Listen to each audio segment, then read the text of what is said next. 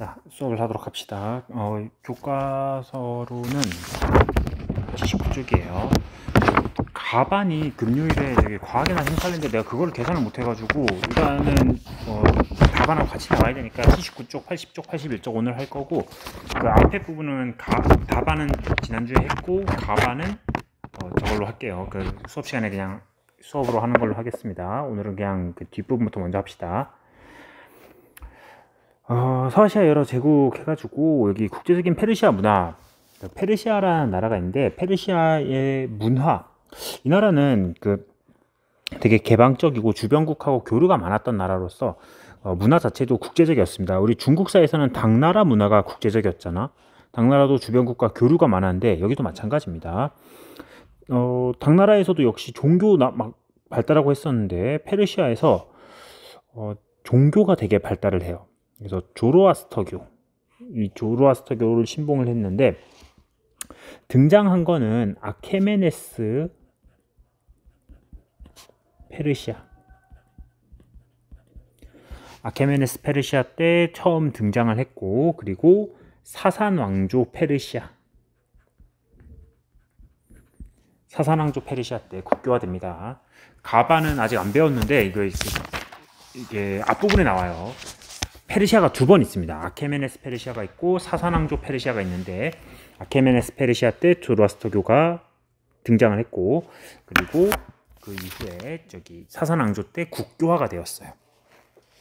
이원론 쪽 입장은 뭐냐? 세상에 선의 신과 악의 신이 있다. 선과 악으로 세상을 두 개로 나눠서 봤고, 이후 유대교, 그리스도교, 이슬람교 등에 영향을 줍니다. 어떤 면에서 영향을 주느냐? 세상을 선, 악으로 보죠. 그리고 최후의 심판이라던가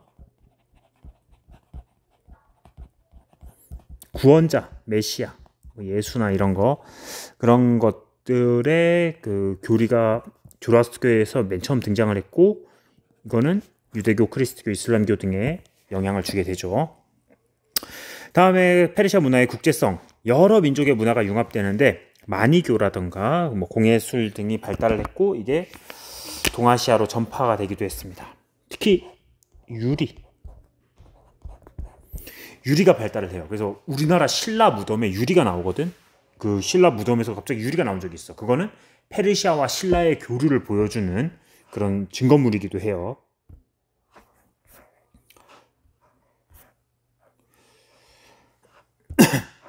페르시아 궁전 중에서 볼 수 있는 문화의 국제성. 페르시아는 고대 메소포타미아의 문명을 중심으로 이집트, 아시리아, 그리스 문화를 수용하였다.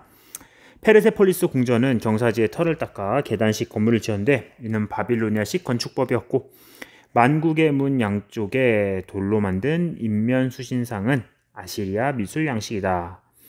아련장의 넓은 공간을 그리스식 돌기둥으로 떠받치는 공법은 이집트에서 유래하며, 조공 흑열도와 동물 투쟁도는 아시리아식으로 도들새김하였다.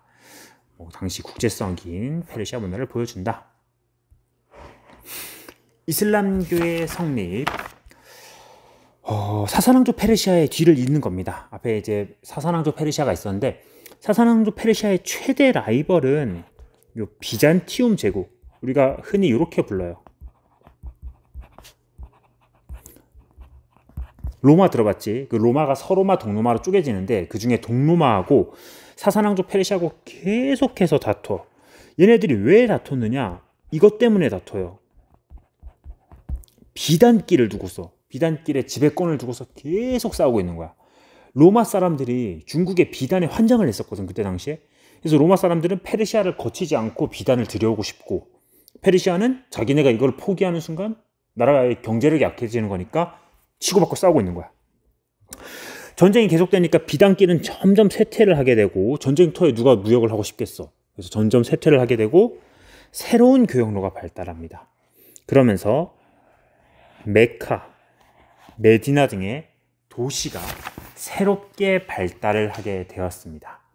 메카와 메디나, 새로운 교통로, 바다를 통해서 이용하는 바닷길을 통해서 이 교역로가 발달을 해요. 바닷길이 여기도 나옵니다. 우리 시험 문제도 나왔었죠, 바닷길. 사회 변화. 일부 귀족들의 부독점이 심화되면서 빈부격차와 부족 간의 경쟁이 심화되는 그런 혼란스러운, 결국 이거를 다 하나로 엮으면 이거죠. 혼란이라는 겁니다. 아라비아 반도가 엄청나게 혼란스러울 때 이 아라비아 반도에 새로운 인물이 등장을 하게 됩니다. 자, 그거 등장하는 거 보기 전에 기존의 종래의 교통로, 종래의 비단길 가는 길이었고, 그리고 새로운 교통로, 바닷길을 통해서 가죠.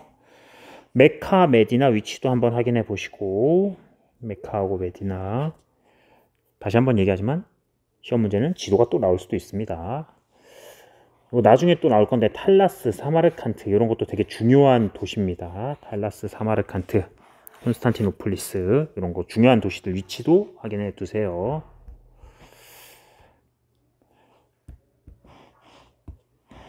이슬람교의 성립, 이슬람교의 등장. 자, 이런 아까 얘기했던 앞에 나왔던 그 혼란이라고 요약될 수 있는 비잔티움과 페르시아의 싸움, 그리고 뭐 그 이후에 그 각 부족들 간의 갈등,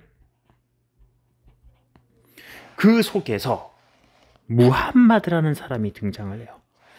이 사람은 유일신 사상을 바탕으로 해서 새로운 종교를 만듭니다. 그게 바로 오늘날에도 존재하는 이슬람교라는 종교예요.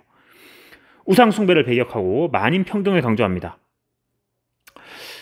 이슬람교에서는 무함마드가 예언자라고 얘기를 합니다. 최후의 예언자다. 그리고 무함마드 이전의 예언자는 우리가 아는 예수 그리스도다. 예수보다 무함마드가 더 뒤에 온 예언자이기 때문에 최후의 예언자고 더 대단한 존재다. 뭐 이런 식으로 이슬람교는 이야기를 하죠. 그래서 그게 그리스도교와 이슬람교의 갈등의 원인이 됩니다. 하여튼 우상 숭배를 배격하고 만인 평등을 강조했어요. 그러다가 무함마드는 그 만인 평등 이런 것 때문에 당시 귀족들에게 이제 죽을 위기에 처해. 그래서 이슬람교에서 헤지라라고 부르는데 무함마드가 메디나로 피신하는 사건을 헤지라라고 부릅니다. 자, 무함마드는 헤지라를 겪으면서 메디나로 피신을 했고 그곳에서 점점 그 세력들을 모읍니다. 특히 평등을 강조했다는 것은 민중들의 지지가 있었다는 거죠. 대다수의 민중들의 지지를 얻었고 많은 사람들이 이슬람교를 믿기 시작해요. 결국 메디나에서 성장했던 이슬람교는 아라비아 반도 대부분을 통일할 정도로 규모가 커집니다. 자, 뭐 이거는 교과서에 있는 건데 한 번씩 읽어보세요. 그냥 율신 사상이다, 뭐 이런 얘기들, 그리고 이슬람교의 일상, 뭐 이런 것들 들어가 있습니다. 그리고 무함마드가 죽고 나서 이제 종교의 지도자들을 칼리프라고 부르거든. 칼리프. 이슬람교의 종교의 지도자를 칼리프라고 불러요. 맨 첫 번째 시기는 정통 칼리프 시대입니다. 무함마드 이후 정통 칼리프 시대. 무함마드가 죽고 나서 칼리프를 선출하는데 정치와 종교의 모든 것을 칼리프가 통치를 했어요. 그러면서 대외 팽창을 계속했고 이 정통 칼리프 시대 때 이집트, 사사낭조 페르시아까지 정복하기에 이릅니다. 그러면서 이슬람교가 이제는 아라비아 반도를 넘어서 아프리카까지 진출을 한 거죠. 그 정도로 규모가 커졌습니다. 그런데 문제가 생겨.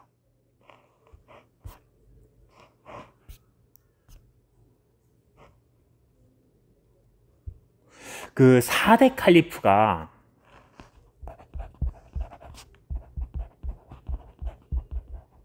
알리라는 사람이었거든. 알리? 이 알리라는 4대 칼리프가 있었는데 이 사람이 살해당해버려요. 알리가 살해당합니다.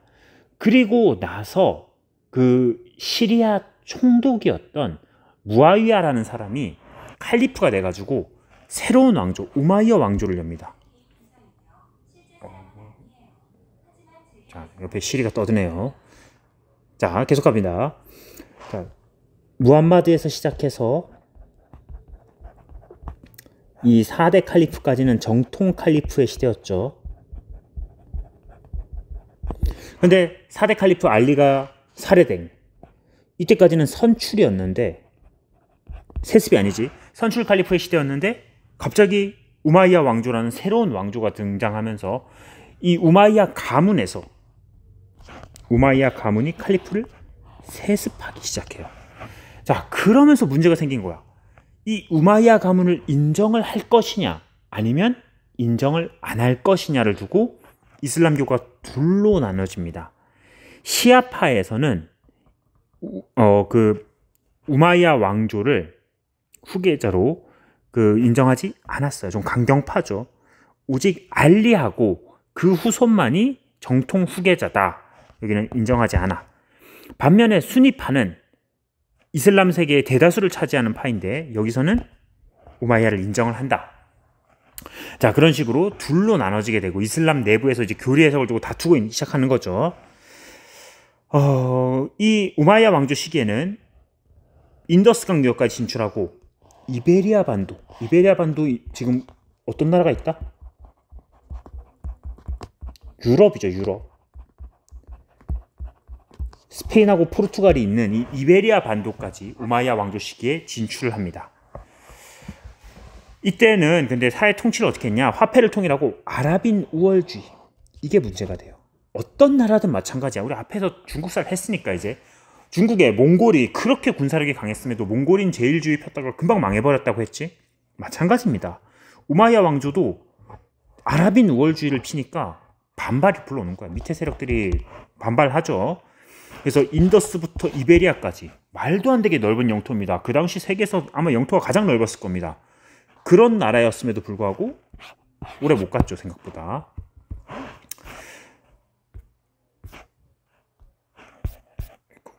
자, 우마이야가 이후에 어떤 나라가 등장하냐? 바로 아바스 왕조입니다. 이 아바스 가문이 시아파, 아까 반대하는 세력이었잖아. 시아파의 도움을 받아서 건국한 나라가 아바스 왕조예요. 얘들은 아랍인 우월주의로 앞에 우마이야 왕조가 금방 망하는 걸 봤잖아. 그래서 아랍인의 특권을 폐지했습니다. 그리고 아바스 왕조는 동쪽에 중국하고 한번 붙어요. 중국하고 이 비단길의 지배권을 두고서 대규모 전투를 벌입니다. 탈라스 전투예요. 당시 싸웠던 중국의 나라가 어떤 나라였느냐? 이 탈라스 전투에 당나라랑 싸웠습니다. 당나라의 장군은 고선지, 고구려 장군이거든. 고구려 망하고 나서, 고구려 유민이죠. 고구려 망하고 나서 당나라의 장군이 됐던 사람인데 그 고선지 장군과 이 아바스 왕조가 싸웠고 결국 아바스 왕조가 승리합니다. 그래서 동서무역의 중심지를 장악하게 돼요. 아바스 왕조가. 멸망은 자, 이 몽골군. 몽골 앞에서는 뭐 다 평등합니다. 몽골군이 또 뛰어와가지고 아바스 왕조가 멸망해버리죠. 후 우마이야 왕조. 자, 이름부터 우마이야 왕조를 계승한 나라지. 아바스 왕조에 의해서 우마이야가 망했잖아. 우마이야가 망했고 아바스로 이어졌는데 여기에 반발하는 사람들, 그들이 모여서 후 우마이야를 만들어요. 어디에? 이베리아 반도에 건국을 합니다. 자, 그러니까 스페인이 지금 우리가 생각하기에는 유럽 땅이고 뭐 가톨릭 국가이고 당연히 하나님을 믿고 뭐 이렇게 생각할 것 같은데 스페인 여행을 만약에 가게 되면은 이베리아 반도에 의외로 이슬람 유적지도 많습니다. 특히 이 도시 코르도바라는 도시가 있는데 이 코르도바는 당시 후 우마이야 왕조의 수도였습니다. 수도였고 이슬람 문화의 중심지입니다. 서방 이슬람 문화의 중심지 코르도바였고 코르도바는 후 우마이야 왕조의 수도였다. 자, 그렇게 이해를 하면 되겠습니다. 지도를 좀 보도록 할게요. 지도를 보면은 먼저 무하바드 시대의 정복지 나오고 여기까지죠. 그리고 정통 칼리프 시대. 영토가 되게 넓어졌지. 이집트까지 정복을 했네요. 여기가 이집트 땅인데 정통 칼리프 시대에 이렇게 이집트까지 정복을 해나갔고 우마이야 왕조는 뭐 엄청 뻗어나갔죠. 여기 이베리아 반도가 여기거든. 스페인하고 포르투갈 여기 있잖아. 그래서 여기까지 진출을 했고 동쪽으로는 인더스강 유역까지 여기까지 진출을 했네요.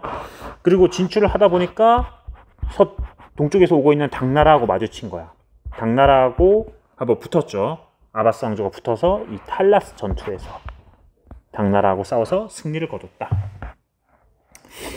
아바스 왕조의 영토 이렇게였고 여기는 나중에 후 우마이야 왕조가 들어섰습니다. 코르도바에는 후 우마이야 왕조. 이 트루프와티에는 나중에 서유럽 역사할 때 나올 겁니다. 서유럽하고 이슬람하고 한번 붙었던 전투인데 아직은 몰라도 됩니다. 자, 여기까지 정리를 하도록 하겠습니다.